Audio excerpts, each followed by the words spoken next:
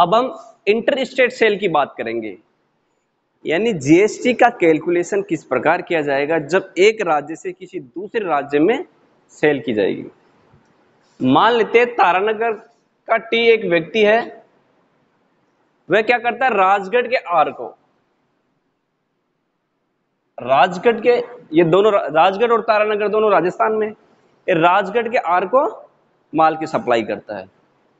ठीक है, आर क्या करता है, हिसार का एक व्यक्ति है एच, उसको माल बेचता है। फिर उसके बाद में हिसार वाला व्यक्ति क्या करता है, सिरसा का एक व्यक्ति है एस, उसको माल बेचता है। तारानगर राजगढ़ राजस्थान के और हिसार और सिरसा हरियाणा में पड़ता है। तो तारानगर वाला व्यक्ति राजगढ़ वाले व्यक्ति आर को माल बेचेगा तो वो एक ही राज्य में विक्रय हो गया। जब राजगढ़ वाला व्यक्ति हिसार वाले व्यक्ति को माल बेचेगा जब एक राज्य से दूसरे राज्य में विक्रय हो गया। चलो एक काम करते हैं, अपन यहाँ एक लाइन खींच देते हैं। ठीक है, अब एग्जांपल लेते हैं, जीएसटी के रेट मान लेते हैं, अब की बार 28% ले लेते हैं, मैक्सिमम रेट है जीएसटी की 28%। जीएसटी की 28% रेट हो गई, इसका मतलब है सीजीएसटी इस पर 14% हो गया और 14% ही एसजीएसटी हो गया। ठीक है, अब ये देखो, ये मान लेते 1000 रुपए का माल बेचता है, ये रॉ मेटेरियल सप्लायर है, 1000 रुपए माल आर को बेचता है राजगढ़ वाले को।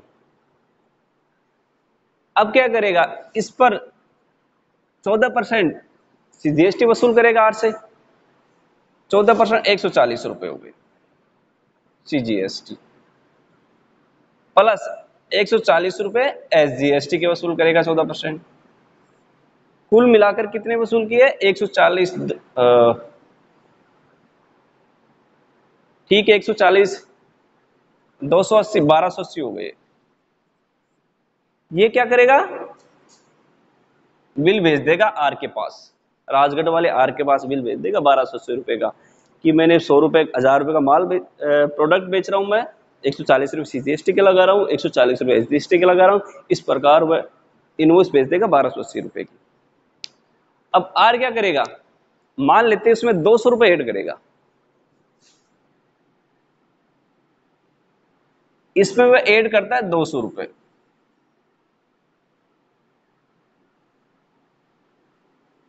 अब हो गए टोटल 1200 रुपए। अब क्या करेगा, वह हिसार वाले को माल बेचेगा। अब जब एक राज्य से किसी दूसरे राज्य में विक्रय होता है तो उस पर ना तो सीजीएसटी लगता है और ना ही एसजीएसटी लगता है, वहां पर लगता है IGST, integrated goods and services tax, IGST. वहां पर ना तो सीजीएसटी लगता है ना आईजीएसटी लगता है, टोटल लगता है आईजीएसटी 28% के हिसाब से। अब 1200 रुपए का 28% हो जाएगा,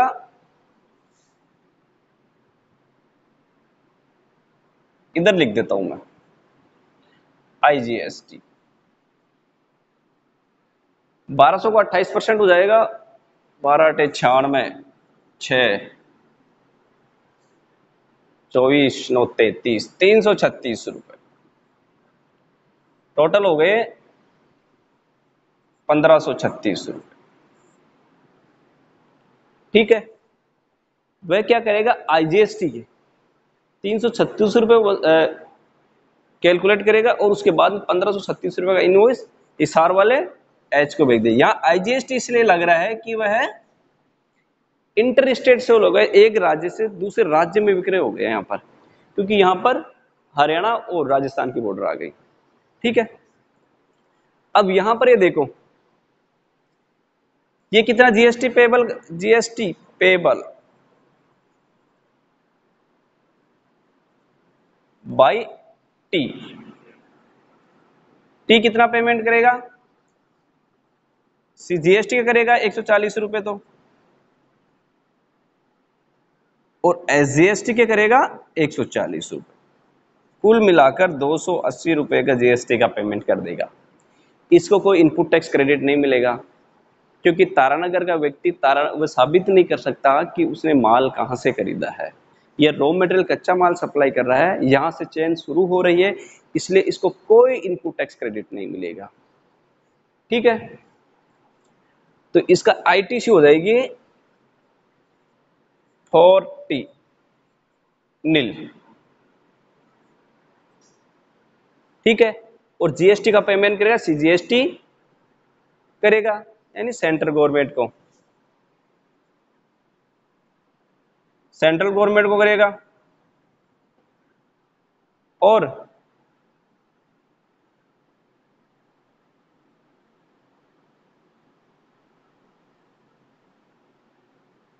सेंट्रल गवर्नमेंट को पेमेंट करेगा, और 140 रुपए राजस्थान गवर्नमेंट को पे करेगा। ठीक है, अब यहां देखो, बात करते हैं अब आर की, राजगढ़ वाले आर की। राजगढ़ वाला आर क्या करता है, इस पे आईजीएसटी वसूल रहा है हिसार वाले आईएस से। अब इसके सामने प्रॉब्लम क्या आ गई कि आईजीएसटी तो वसूल कर रहा है, लेकिन इनपुट टैक्स क्रेडिट क्या लेना है इसको, सीजीएसटी और एसजीएसटी का। अब आईजीएसटी में से क्या इनपुट टैक्स क्रेडिट, सीजीएसटी और एसजीएसटी का इनपुट क्रेडिट मिल सकता है क्या? चलो बात करते हैं। आईटीसी फॉर आर, यदि अपने को आईजीएसटी में से इनपुट टैक्स क्रेडिट लेना है, तो पहले यह देखा जाएगा कि यदि आईजीएसटी का बैलेंस है तो पहले आईजीएसटी का क्रेडिट लिया जाएगा। ठीक है भाई, आईजीएसटी में से इनपुट टैक्स क्रेडिट लेने के लिए यह देखा जाएगा कि पहले आईजीएसटी है तो उसका क्रेडिट लिया जाएगा, उसके बाद में सीजीएसटी का क्रेडिट लिया जाएगा, क्योंकि आईजीएसटी और सीजीएसटी दोनों ही सेंट्रल गवर्नमेंट के अकाउंट है। ठीक है, अब यहां देखो आईजीएसटी कुछ है ही नहीं है, सीजीएसटी और एसजीएसटी है, कोई बात नहीं, आईजीएसटी नहीं है तो नील मिलेगा। ठीक है, अब बात करते हैं पहले, अब इसके बाद में सेकंड प्रायोरिटी है सीजीएसटी की। यहां पर क्या करेगा, वो 140 रुपए सीजीएसटी का क्रेडिट ले लेगा। ठीक है, और उसके बाद में क्या करेगा, एसजीएसटी का क्रेडिट लेगा लास्ट में। इसी क्रम से क्रेडिट ले सकता है यदि उसको आईजीएसटी में से इनपुट टैक्स क्रेडिट लेनी है तो। चलो 140 रुपये ले ली, टोटल कितना हो गया, 280 का इनपुट टैक्स क्रेडिट मिल जाएगा आर को। ठीक है, इसका मतलब जीएसटी कितनी पे करनी पड़ रही है आर को, GST payable by R. Rajgarh वाला आर क्या करेगा, हिसार वाले एस से कितना चार्ज कर रहा है, चार्ज फ्रॉम एच, या फिर ये बोलो जीएसटी आउटपुट।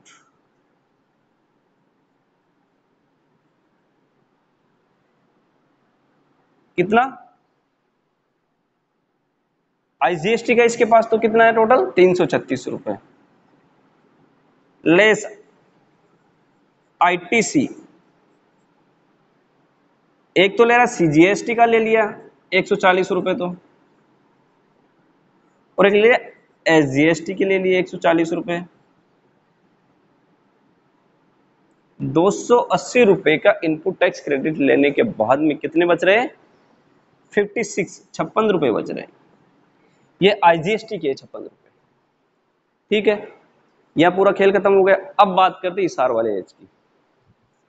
इसार वाले एच के पास में कितने रुपए, 1200 रुपए। 1200 रुपए आने के बाद ये कहेगा कि मैं भी इसमें 300 रुपए ऐड करूंगा। मान लेते हैं उसने 300 रुपए ऐड कर लिए, 300, टोटल कितने हो गए, 1500 रुपए। अब सिरसा वाले एस को बेचेगा। अब हिसार और सिरसा दोनों हरियाणा के अंदर है, हरियाणा गवर्नमेंट के अंडर में है, तो उस पर क्या लगेगा, सीजीएसटी वसूलेगा एस सिरसा वाले एस से, और एसजीएसटी वसूलेगा। तो रेट कितनी है, 14%। ₹1500 पर 14% क्या हो जाएगा? सीजीएसटी हो जाएगा, 14% एसजीएसटी हो जाएगा। तो 1500 को 14% हो जाएगा, 14×5 = 70, 14×7 = 21, ₹210 सीजीएसटी और ₹210 ही एसजीएसटी। टोटल कितने हो गए? 420 प्लस 1500, 1920। ये क्या करेगा? 1920 में सिरसा वाले एस को बेच देगा। अब आते इसकी आईटीसी के ऊपर। ITC for H. अब ये देखो, इसके सामने भी समस्या आ गई। ये ₹210 सीजीएसटी का आउटपुट टैक्स है इसके पास में, और ₹210 का एसजीएसटी का आउटपुट टैक्स है। यानी ये ऐसे वसूल किया है। अब इसको इनपुट टैक्स क्रेडिट ले सकता है वो, उसने तो इनपुट टैक्स क्रेडिट कैसे लेगा? उसने आईजीएसटी का पेमेंट किया है, ठीक है। तो सीधा सीधा ये मानकर चलना है, जो इंटर स्टेट सेल, इसमें क्या होता है, एक वर्ड के बारे में अपन समझते हैं, destination based tax.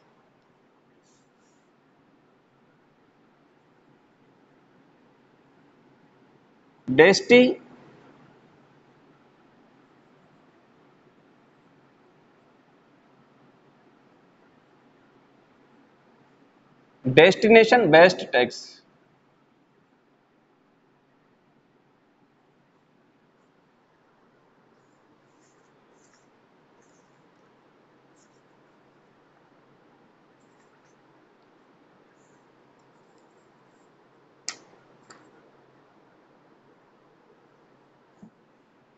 Destination based tax का मतलब होता है कि जहां चैन खत्म होती है उसका पूरा का पूरा वो पैसा एसजीएसटी का उस गवर्नमेंट के पास जाना चाहिए। जैसे मान लो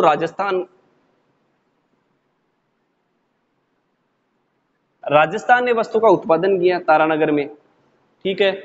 राजस्थान की गवर्नमेंट के पास ₹140 चले गए, लेकिन ये कंज्यूम हो रहा है हरियाणा में, हरियाणा में कंज्यूम हो रहा है। अब क्या होगा कि जो इसको एसजीएसटी का जो जीएसटी मिलनी चाहिए वो हरियाणा गवर्नमेंट को मिलनी चाहिए, ना कि राजस्थान गवर्नमेंट को मिलनी चाहिए। यानी जीएसटी में ये अमेंडमेंट किया गया है कि जो जीएसटी का जो टैक्स मिलेगा वो कंजम्पशन स्टेट को मिलेगा, जहां पर कंज्यूम हो रहा है वो प्रोडक्ट, जो वस्तु वहां पर जहां उपभोग हो रहा है, उपभोग हो रही है, वहां पर उसका उसका क्रेडिट उस गवर्नमेंट को मिलेगा। तो इस वजह से क्या हुआ कि जो राज्य उत्पादन कर रहे थे, इससे उनको बहुत नुकसान हो रहा है, क्योंकि उनको प्रोत्साहन नहीं मिल रहा उत्पादन का, और जो राज्य उपभोग कर रहा है उस प्रोडक्ट का उसको जीएसटी का पेमेंट मिल रहा है, ठीक है।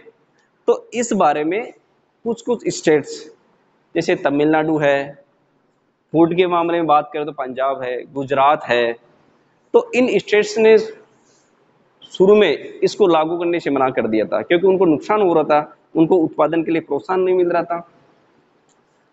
लेकिन बाद में ये जीएसटी में ये व्यवस्था की गई कि इनको जो क्षतिपूर्ति होगी उनको 5 वर्ष तक इस क्षतिपूर्ति का, जो हानि की क्षतिपूर्ति हो गई उसको क्षतिपूर्ति की जाएगी, जो हानि होगी उसकी क्षतिपूर्ति की जाएगी, ठीक है। तो सीधा सा डेस्टिनेशन बेस्ड टैक्स का मतलब है कि ये वस्तु जहां पर जाके उपभोग हो रही है, उस जिस राज्य में उपभोग हो रहा है उस वस्तु का, उस राज्य को जीएसटी का पेमेंट होगा, ठीक है। अब यहां पर देखो आईटीसी फॉर एच, इसके लिए आईटीसी की इनकम टैक्स क्रेडिट कितनी हो जाएगी? Sorry, input tax credit CGST, CGST output हो इसके पास में ₹210, ठीक है। अब इसने पेमेंट किया था, एच ने पेमेंट आईजीएसटी का पेमेंट किया था ₹336 का, ठीक है, तो ये 336 रुपए का क्रेडिट ले सकता है। अब क्या होगा, आईजीएसटी और सीजीएसटी दोनों ही सेंट्रल गवर्नमेंट के अकाउंट है। सीजीएसटी और आईजीएसटी दोनों ही सेंट्रल गवर्नमेंट के अकाउंट है। तो सीजीएसटी आउटपुट 210 रुपए का है, इसमें से इनपुट आईटीसी मिल जाएगा उसका आईजीएसटी का, लेस आईटीसी कितना मिल जाएगा, 210 रुपए का, क्योंकि 336 रुपए का लेना है उसको, लेकिन अब मैक्सिमम 210 रुपए, तो 210 रुपए पूरा का पूरा ये हो जाएगा। अब इसको कितना सीजीएसटी कितना चुकाना पड़ेगा, नील चुकाना पड़ेगा, कुछ भी नहीं चुकाना पड़ेगा। अब बात करते हैं एसजीएसटी। इसके पास एसजीएसटी का आउटपुट है 210 रुपए का, ठीक है। अब एसजीएसटी के आउटपुट में से इसको आईजीएसटी का क्रेडिट कितना मिलेगा, आईजीएसटी का मिला है, ठीक है। यहां बात करते हैं आईटीसी आईजीएसटी, कितना बचा इसके पास में, 336 में 210 का क्रेडिट तो मिल चुका है सीजीएसटी में से, तो 336 माइनस 210 126 रुपए, 126 रुपए का इनपुट टैक्स क्रेडिट एसजीएसटी से मिल जाएगा, ठीक है। अब कितना रहा, 210 माइनस 126 84 84 रुपए, ये 84 रुपए एसजीएसटी के क्या करेगा, हरियाणा गवर्नमेंट को पेमेंट कर देगा, ठीक है। ये एसजीएसटी के एज क्या करेगा, 84 रुपए हरियाणा गवर्नमेंट को पे करेगा। अब यहां पर ये देखो, अब एस सिरसा वाले एस की बात करें तो वो तो सीधा सीधा 210 रुपए सीजीएसटी और 210 रुपए एसजीएसटी का उसको बर्डन पड़ेगा, और पूरा का पूरा उसको टैक्स देना पड़ेगा 1920 रुपए, ठीक है। उसकी तो बात खत्म करते हैं।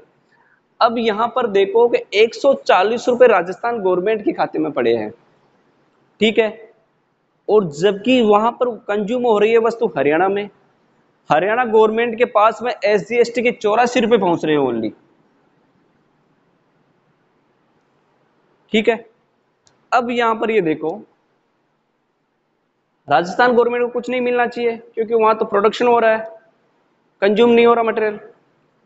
अब क्या होगा, इसका मैकेनिज्म ये है कि जब एक राज्य से किसी दूसरे राज्य में विक्रय होता है तो उस समय क्या करता है कि जो स्टेट गवर्नमेंट के पास में जो एसजीएसटी का क्रेडिट है वह क्या करेगी, सेंटर के पास भेज देगी,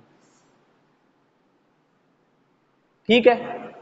यानी 140 रुपए सेंट्रल गवर्नमेंट को भेज देगी, और जैसे ही सेंट्रल गवर्नमेंट को पता चलता है कि ये वस्तु उस राज्य में विक्रय हो गई है, यानी हरियाणा में विक्रय हो गया, सेल्स हो गई है, तो फिर सेंट्रल गवर्नमेंट क्या करेगी, उसको फिर हरियाणा गवर्नमेंट को पे कर देगी, हरियाणा गवर्नमेंट के पास भेज देगी। ये सिस्टम ऑटोमेटिक हो जाएगा, जब इन्होंने आईटीआर भरेंगे आपस में तो ये सिस्टम ऑटोमेटिक हो जाएगा, ठीक है। अब यहां पर ये देखो, ठीक है, इस प्रकार ये हो जाएगा, सेंट्रल गवर्नमेंट क्या करेगी, हरियाणा गवर्नमेंट को पेमेंट कर देगी,